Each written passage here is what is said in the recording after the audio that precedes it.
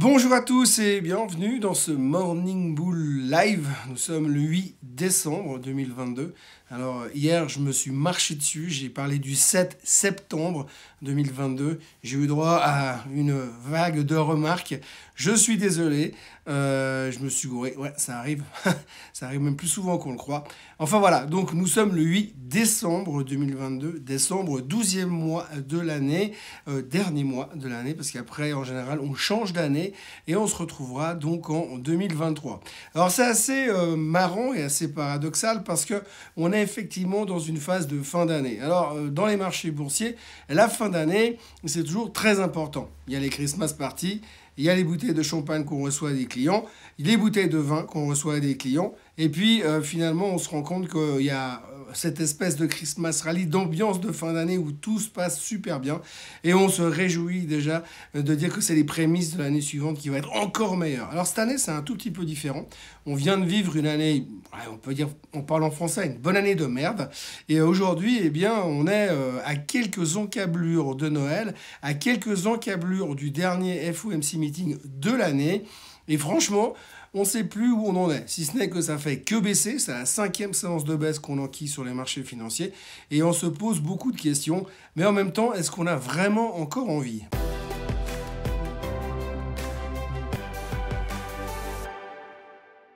Oui, parce que la question au milieu de tout ça, c'est l'envie, comme disait Johnny. Donc en gros, on est en pleine phase où on se demande si vraiment ça vaut encore la peine. On voit très bien que on n'y est plus vraiment, hein. Ça fait 2 jours qu'on parle des mêmes choses encore et encore. On ressasse les mêmes nouvelles. J'ai l'impression que si on lisait la presse de mercredi matin et celle de ce matin, eh ben on aurait plus ou moins les mêmes thèmes, les mêmes histoires. D'ailleurs, je soupçonne que c'est carrément les mêmes articles. On raconte les mêmes choses. Donc en ce moment, on entend surtout les banques d'affaires qui sont en train de faire le tour des popotes pour expliquer ce qu'ils pensent de l'année prochaine. Donc encore une fois, on n'en sait rien puisqu'ils ont été faux en 2022, il n'y a pas de raison qu'ils soient justes en 2023 après tout. Mais globalement, ce qu'il faut retenir, et vous le savez déjà, puisqu'on en a déjà parlé hier, c'est que 2023 sera une mauvaise année.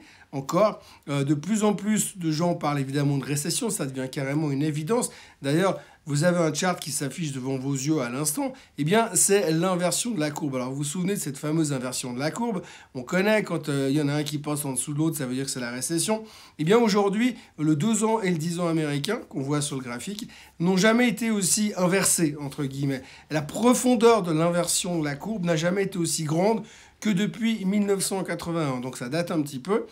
Pour être très franc, je m'en souviens pas. Puis pour être encore plus franc, en 81, je me foutais pas mal de ce que faisaient les marchés financiers. Donc aujourd'hui, tout le monde est en train de prendre son tour à la télé, sur CNBC, sur les plateaux, dans les podcasts, dans les blogs, dans les médias, un peu partout pour nous dire que oulala, ça va être très très mauvais l'année prochaine.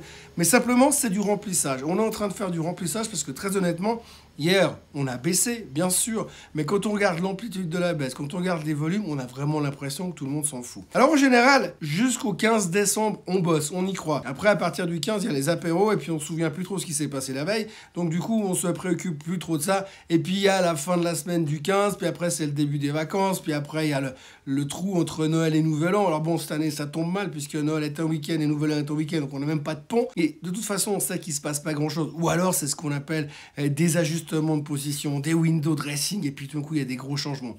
Cette année, franchement, je ne sais pas à quoi il faut s'attendre. Techniquement, on a l'impression que les marchés pourraient baisser un peu plus, mais il faut juste se rendre compte d'une chose, les 2 seules choses que l'on attend encore, eh bien, c'est les chiffres qu'on aura la semaine prochaine. Et les chiffres, peut-être un peu un grand mot, mais on attend le CPI et on attend surtout la décision de la Fed.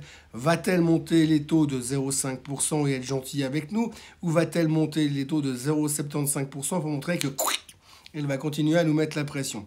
C'est donc le gros suspense que l'on doit gérer jusqu'à la semaine prochaine. Donc en attendant, on meuble, on raconte des trucs, on fait des prévisions dont on va probablement pas se souvenir dans 3 semaines, des prévisions dont on va probablement modifier les targets au fur et à mesure de l'année. En gros, des prévisions qui servent pas à grand chose, puisque honnêtement, la finance n'est pas une science exacte, donc on n'en sait strictement rien. Mais c'est comme ça. C'est comme ça que ça fonctionne dans la finance. En général, on commence à être en roue libre donc à partir du 15. Sauf que cette année, j'ai quand même l'impression qu'on commence à être en roue libre depuis Thanksgiving déjà. Donc on a l'impression qu'on ne le veut plus, qu'on ne s'intéresse plus. Les gens sont vraiment moins branchés finance depuis quelques temps. Bon, c'est vrai que vu ce qui se passe, on ne peut pas leur en vouloir puisqu'on est devenu complètement binaire entre inflation et récession. On aimerait pouvoir avoir autre chose. Alors heureusement, il y a 2-3 petites nouvelles qui passent ici et là. On voit par exemple que la Fed veut commencer à enquêter sur SBF parce qu'il semblerait qu'il aurait fait des magouilles. Il y a des rumeurs comme quoi FTX aurait carrément vendu des faux bitcoins à ses clients. C'est ce qu'il aurait avoué, SBF, dans une interview. Donc on est content de voir que finalement, quasiment un mois après, les autorités commencent enfin à se bouger et que, hypothétiquement, il pourrait quand même finir en tout l'un de ces jours. Il y a aussi monsieur Elon Musk qui a perdu son titre de l'homme le plus riche du monde, puisque à partir de dorénavant, pour l'instant, c'est monsieur Bernard Arnault. Donc les Français qui vont déjà gagner la Coupe du Monde de foot, eh bien, sont en plus le numéro 1 en termes d'homme le plus riche du monde, donc tout va bien. C'est pas forcément le même résultat dans le reste du pays, mais pour l'instant, le top du top va très bien, un peu à l'image de leur président. Mais Elon Musk n'est plus l'homme le plus riche du monde. Voilà, il faut aussi noter que depuis la nouvelle comme quoi Tesla devrait probablement réduire sa capacité de production en Chine parce qu'ils ne vendent pas autant que ce qu'ils voudraient, bien forcément le titre est en baisse. Donc comme le titre est en baisse, la fortune de monsieur Musk est en baisse également. On va donc probablement monter un compte Litchi. Comme ça, on pourra tous cotiser pour lui donner un coup de main pour qu'il puisse quand même passer des fêtes de fin d'année assez sympa. Et puis il y a la Chine. Il y a la Chine aussi, on parle beaucoup de la Chine, beaucoup de libéralisation post-Covid. Alors c'est assez rigolo parce que la Chine est en train de vouloir se rouvrir et puis de l'autre côté en Europe, on nous reparle de masques, on nous reparle de attention, de se laver les mains et de reprendre les gestes barrières. Donc on n'est pas tout à fait au même niveau, mais il semblerait surtout que monsieur Xi Jinping en Chine est en train de se détendre. Donc il y a aussi un certain optimisme là-dedans. Et le problème, c'est qu'on ne sait pas vraiment ce que ça va donner.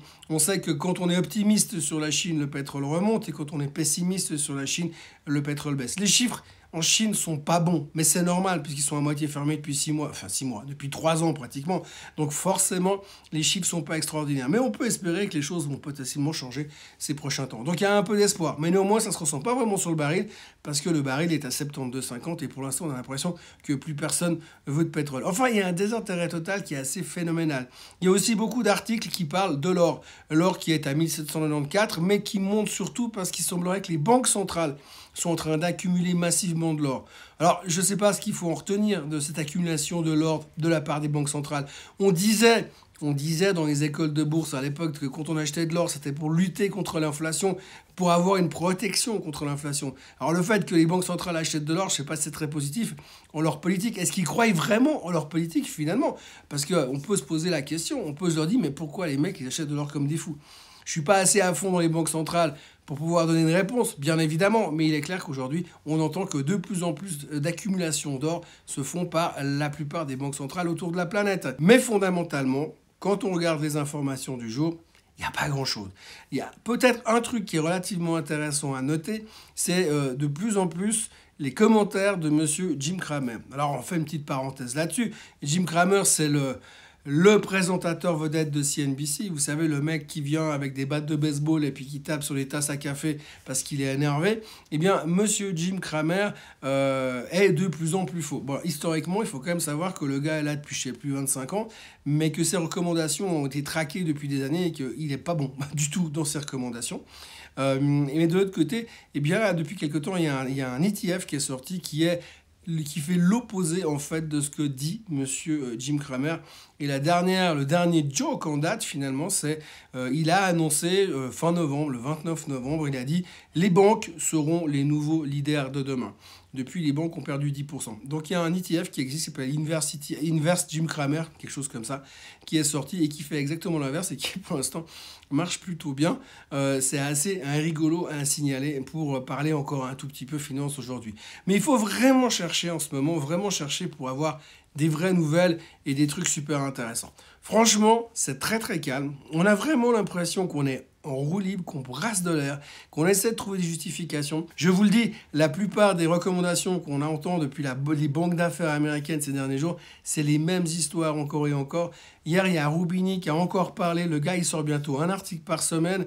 Et puis même dans ces articles, vous en avez un, il dit on va perdre 40%. Une semaine après, il sort un autre article qui dit on va perdre 25%. Les gars, ils n'en savent rien. On a l'impression qu'on est en train de meubler les derniers jours, alors que quelque part, on aurait pu simplement faire la réunion de la Fed aujourd'hui, avoir la réponse de Monsieur Powell ce soir, publier le CPI demain matin, et puis après, on monte tous à la montagne, et puis on va skier. Bon, d'accord, il n'y a pas de neige, mais on peut déjà aller se poser au bord des pistes, boire du vin chaud, en attendant qu'il neige. Voilà, ça fait plus de 2 ans que je fais ces vidéos Morning Bull Live. Je vous avoue que là, ce matin, on arrive à un niveau de vide sidéral au milieu des nouvelles boursières, qu'on se réjouit presque d'être en 2023 pour qu'il se passe de nouveau des trucs. Mais pour l'instant, je ne suis pas très optimiste. On va effectivement avoir encore 2 ou 3 jours, 2 jours de bourse aujourd'hui qui vont être très calmes jusqu'à la fin de la semaine. Après, on va se concentrer sur le CPI et la Fed. Et puis alors après, vous pourrez commencer à farter vos skis. Voilà, je vous encourage à vous abonner quand même à la chaîne Swissquote en français, parce qu'évidemment, les marchés financiers sont comme ça. Des fois, c'est très très chiant, mais des fois, il y a plein de choses qui se passent, et simplement, il y a des jours où il faut accepter de meubler et d'attendre que ça passe. Mis à part ça, vous pouvez aussi liker cette vidéo, liker celle de demain et celle de hier. Je vous retrouverai également demain matin pour une nouvelle vidéo, et pour le SwissBiz également demain. Et d'ici là, je vous souhaite une excellente journée. Et moi, je vais aller, comme disait le prof de ski de Michel Blanc, boire un verre de vin chaud. Passez une très bonne journée. À demain. Bye bye.